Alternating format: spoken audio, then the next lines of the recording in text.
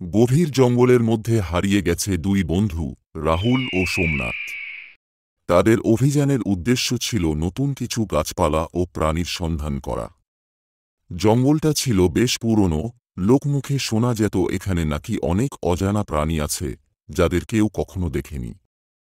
কিন্তু এইসব কথায় তাদের তেমন ভয় ছিল না।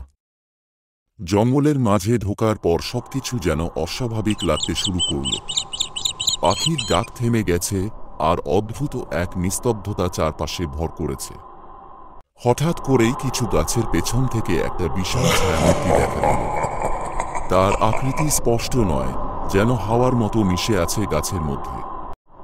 তার চোখগুলো জ্বলজ্বল করছে অন্ধকারে, আর বিশাল লম্বা হাতের আঙুলগুলো মাটির মধ্যে ঘুরছে।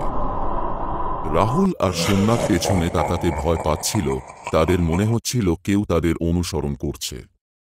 হঠাৎ করে একটি বিশাল শব্দ হলো, যেন বড় গাছ ভেঙে পড়ল। তারা দৌড়াতে লাগলো, কিন্তু পায়ের নিচে মাটি যেন আরো ভারী হয়ে গেছে। চারপাশের ঝোপের মধ্য থেকে তারা অদ্ভুত সব ফিস ফিস শব্দ শুনতে পেল, যেন অনেকগুলো প্রাণী মিলে কথা বলছে। একটু এগোতেই তারা দেখল বিশাল এক গুহার মুখ, যেখান থেকে অদ্ভুত সব আওয়াজ বেরোচ্ছে। কৌতূহল আর ভয়ের মিশ্রণে তারা গুহার দিকে এগোল। গুহার ভেতর ঢুকতেই চারপাশ থেকে গা শিরশির করা এক শীতল হাওয়া লাগল। হঠাৎ গুহার মেঝে নড়ে উঠল, আর ভেতর থেকে বেরিয়ে এলো অজানা প্রাণীর দল।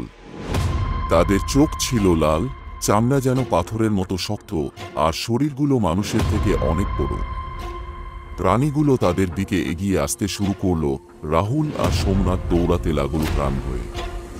কিন্তু যেদিকেই তারা যাচ্ছে, সেই প্রাণীগুলো ঘিরে ফেলছে পুরো পথ। তারা বুঝতে পারল, এই জঙ্গলের অজানা রহস্যের সাথে তারা চিরতরে জড়িয়ে গেছে। এখন কি তাদের পালানোর কোনো উপায় আছে, নাকি তারা হারিয়ে যাবে এই অজানা প্রাণীদের হাতেই?